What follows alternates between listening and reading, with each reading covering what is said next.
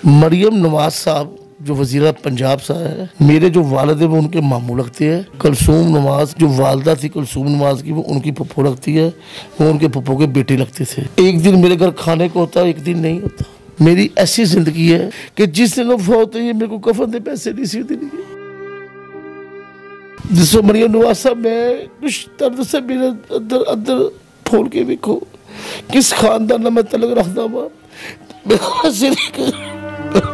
बेशक अपने मामू का बच्चा ना मनो, रिश्तेदार ना मनो, पर इंसानियत के तौर पर, हुकूमत एक शहरी के तौर पर मेरी हेल्प करो, आके मैनू मिलो, मेरी तकलीफ पूछो। सुबह बारिश हुई है थोड़ी जी, बच्चे मैं यार मैंने उठाओ, मेरे को खैर उठाओ कि मेरे को स्टिक नहीं आते, पैसे नहीं उठे। बच्चा ने उठा के मैंने मंजी पर बिठाया, कहता पापा जी पार्क च बैठ रहे हो। मैं कहा बेटा तुम भी बैठ जाओ, किसी ने भी डिग सकती। बारिश में बैठे आप सुबह? हाँ जी हाँ, मैं सुबह बारिश में बैठा और ये ऊपर से कीड़े गिर रहे हैं, देखिए कीड़े छत से गिर रहे हैं, कीड़े। मरियम नवाज साहब, जानवर भी ऐसी छत के नीचे नहीं रहते।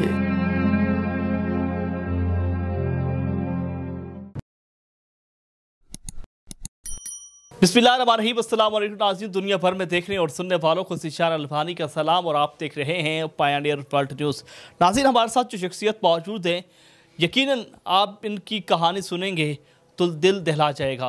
नाज़रीन, रुस्तम पहलवान, जिनका एक बड़ा नाम था, पाकिस्तान नहीं बल्कि एशिया में उनका नाम था। उनके ये भतीजे हैं सुहेल मसूद बट साहब, ये भी पहलवान है, और इनके साथ ऐसा क्या वाक़या पेश आया कि ये चारपाई पे बैठ चुके हैं और इनकी हालत ये है कि ये चल फिर नहीं सकते, वाशरूम नहीं जा सकते, और इस अज़ियत में ही इनकी बीवी भी इंतकाल कर गई। इनकी कहानी क्या है, और कहा जाता है कि ये पाकिस्तान की मौजूदा वज़ीर पंजाब के मामू भी हैं। इनकी कहानी इनकी ज़बान जानते हैं। अस्सलाम वालेकुम। जी वालेकुम सलाम। बिस्मिल्लाह। बट साहब, मुझे बताएं कि आपके साथ क्या मामला है, हुआ क्या कहानी है आपकी कि आप अचानक जो है वो चारपाई पे बैठ गए और ना चल फिर सकते हैं और ना ही आप जो है किससे मिल सकते हैं? सर 15 साल हो गए हैं चारपाई पे बैठा हुआ, बीमारी की हालत में। और रही आपने पूछा जी, ये अभी आपने जिक्र किया गामा पहलवान साहब का, सर ये 2 भाई थे, गामा पहलवान और अमाम बख्श पहलवान, ठीक है।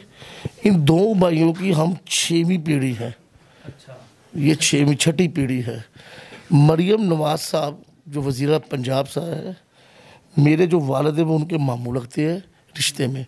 कुलसूम नवाज की वो जो वालदा थी कुलसूम नवाज की, वो उनकी पप्पो लगती है, वो उनके पप्पो के बेटे लगते थे। ये रिश्तेदारी थी मरियम नवाज के साथ। और मरियम नवाज को तो पता ही नहीं है कि मैं उनका मामू का बेटा हूँ। उन्हें आज तक इस चीज़ का पता ही नहीं है। क्यों? क्योंकि उन्होंने आज तक, उन्हें कैसे पता लग सकता, वो सारी ज़िंदगी तो बाहर रहेंगे हैं।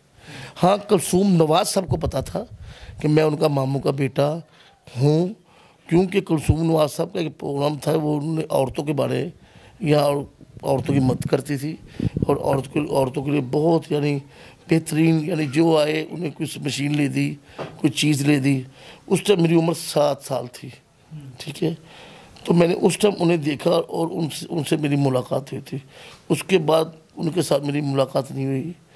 मेरे वालिद साहब मसूद इकबाल भट्ट साहब और दादा इकबाल भट्ट साहब, वो स्टेशन मास्टर थे दादा मेरे, और मसूद इकबाल भट्ट साहब उनके बेटे थे। वो PIA में अफसर थे, सिक्योरिटी जहाज़ में। 15 साल में वहाँ ड्यूटी के LLB थे। कुलसूम नवाज के साथ उनका यानी कज़न का रिश्ता था और काफ़ी मिलना जुलना भी था। अब कुलसूम नवाज साहब फौत हो चुकी हैं, तो ज़ाहिर है जब जो इंसान जानता था वही फौत हो चुका है, तो उनके बच्चे कैसे जान सकते हैं हम कहाँ बैठे हुए हैं। अच्छा, मुझे बताएं कि क्या बीमारी लगी आपको, और ये बीमारी कब से आपको? पहलवानी जिस्म है, ये 15 साल हो गया, जिस्म ऐसे ही एकदम लमक गया है, और ये बीमारी इसे कहते हैं ज़हरबाद पजामी में। अच्छा, देखने में ये जो है ना, आपके पेट का जो ऊपर वाला हिस्सा है वो ठीक है, नीचे वाला हिस्सा ख़राब हो चुका है, रेड है। मतलब बना क्या, ये देखें, और ये बिल्कुल निशान, ये जिल्द अफेक्शन है। डॉक्टर लोग कहते हैं ये जिल्द के अंदर, यानी जिल्द की दूसरी तह में चर्बी पीक पड़ जाती है, ज़ख्म हो जाते हैं, सारा हिस्सा ख़राब हो गया, ठीक है। मैं ख़ानदान इतना बड़ा, हत्ता कि मेरे पास पैसा है पर वो जदाद कब्ज़ा किया हुआ है। मेरा ज़ाती जो मेरी प्रॉपर्टी मेरे बाप ने छोड़ी है उस पर कब्ज़ा हुआ है, और बीवी फौत होगी। 15 साल हो गया चारपाई पे क्या बैठा हुआ हूँ। सारी ज़िंदगी बीवी ने कभी पूछा ही नहीं आगे बेचारी ने कि बाट साहब मैंने कोई चीज़ चाहिए है, मैं बीमार ही हाँ। वो इन्नी अच्छी मेरी बीवी औरत है किसी मैं तुम दस नहीं सकता। पर वेखो हैरत वाली गल की है कि जिस दिन वो फौत हुई मेरे को कफन के पैसे नहीं सी देने। जिसो मरियम नवाज साहब मैं कुछ दर्द से मेरे अंदर अंदर फोड़ के वेखो किस खानदान मैं तलक रखता वा।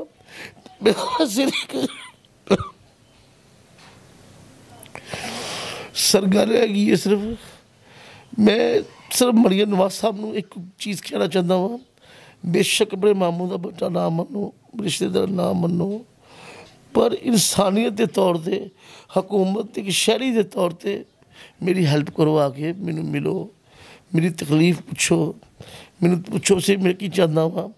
सिर्फ बच्चे का मुस्तकबिल, 4-5 मेरे बेटे हैं, ये मेरा बड़ा बेटा है, छोटा ये सबसे है, 3 बच्चे 200 की दिहाड़ी रेडी पर लगाने हुए हैं। एक दिन मेरे घर खाने को होता, एक दिन नहीं होता। मेरी ऐसी ज़िंदगी है। फिर आप सोचते होंगे यार ये घर का सिस्टम कैसे चलता है। अच्छा, अभी हमने देखा कि आपके ये छत पे जो है ना, ये एक बांस सा लगा हुआ है और इसको भी आपने बड़ा क्या कहते हैं कि सपोर्ट दियो भी है, किसी वक्त भी छत गिर सकती है। सर सुबह बारिश हुई है थोड़ी जी, बच्चे मैं कहा यार मैंने उठाओ, मेरे को तो खैर उठाओ कि मेरे को स्टिक लेने पैसे नहीं उठे थे। बच्चा ने उठा के मैंने मंजी पर बिठाया, कहता पापा जी बारिश च बैठ रहे हो। मैं कहा बेटा तुम भी बैठ जाओ, किसी ने भी डिग सकती है। बारिश में बैठे आप सुबह? हाँ जी हाँ, मैं सुबह बारिश में बैठा और ये ऊपर से कीड़े गिर रहे हैं, देखिए कीड़े छत से गिर रहे हैं, कीड़े। मरियम नवाज साहब, जानवर भी ऐसी छत के नीचे नहीं रहते, जानवर जो है वो इससे छत के नीचे नहीं रहते। मैं इंसान होकर रह रहा हूँ, और कौन सा इंसान जिन्हें हिंद सिंध सलाम करती थी, जिनके खून को। रुस्तम पहलवान का बड़ा नाम था सर, अंग्रेज़ लोग सलाम करते सी उन्होंने माशाल्लाह। बरतानिया मतलब अच्छा बरतानिया का जिक्र आ गया, अगर उन्होंने किसी बंदे उन्होंने रिश्तेदार पता लग जाए कि गामे भलवान की नस्ल का बंदा बीमार होना च बैठा हुए लाचार, वो खुद अपना जहाज भेज के मिला गया। इस हुकूमत को कहना बंदा सानू दे दो तुसी, यानी सरमाया एडा कीमती पता ही नहीं गा कि साडा कीमती सरमाया है, असी की नस्ल रखी है। 15 साल हो गए आपको इस तकलीफ़ से आप गुजर रहे हैं। मुझे बताएं कि बीमारी से तो आप लड़ रहे हैं, बीवी का इंतकाल कैसे हुआ? उसने मुझे बताया नहीं वो बीमार थी। अगर मुझे बता देती तो मैं बड़ी कोशिश करता जितना जो कभी होता। उसे बीमारी अंदर अंदर खा गई, उसे अल्लाह की बंदी ने मुझे बताया ही नहीं। मेरे हाथों में दम तोड़कर चली गई। कितनी खिदमत की आपकी बीवी ने आपकी, जब आप इस परेशानी में थे, तकलीफ में थे? 25 साल उस औरत ने मेरी खिदमत की है। 15 साल बीमारी मेरे कभी नहीं उठा दे। 25 साल मुझसे उसने कुछ नहीं मांगा, मुझसे उसने कभी कपड़े का जोड़ा नहीं मांगा, कभी जूती नहीं मांगी। मैं उसे एंड वक्त कफन भी नहीं दे सका अपनी जेब से। कफन भी नहीं दे सके आप? नहीं दे सका। मरियम नवाज साहब मैंने कुछ नहीं हुकूमत को चाहिए। मैं तो कहता मेरी आवाज़ पाकिस्तानी बंदियां तक, पाकिस्तानी आवाम तक चल जाए। तो मैंने इन्ना पता अल्लाह के बड़े बड़े बंदे पाकिस्तान की आवाम जो मां ने शेर पैदा किए में, जी मेरी तकलीफ दे के तो मेरे कोल आई न, उन्होंने दिल फट जन मुसलमान ने अल्लाह ने पैदा किए में। अच्छा भट्ट साहब, मुझे बताएं कि आपका पेट नीचे तक आ चुका है, तो फिर कितनी तकलीफ होती है? वॉशरूम कैसे जाते हैं, कौन लेके जाता है? सर मेरा बेटा लेके जाता है, मेरे को छड़ी नहीं की उठी है। वाशरूम में मेरे को दूसरा बनया भी बैठना नहीं गा, गरीब आदमी है, वाशरूम भी नहीं गा, छत नहीं कितने वाशरूम सर कितने बना। पिछे बिल आया सी 12,000 13,000 एक पखे का। बट फाउंडेशन वाले ने मेरा बिल ता किया, मैंने थोड़ा राशन पा के दिता, गैर लोगों ने।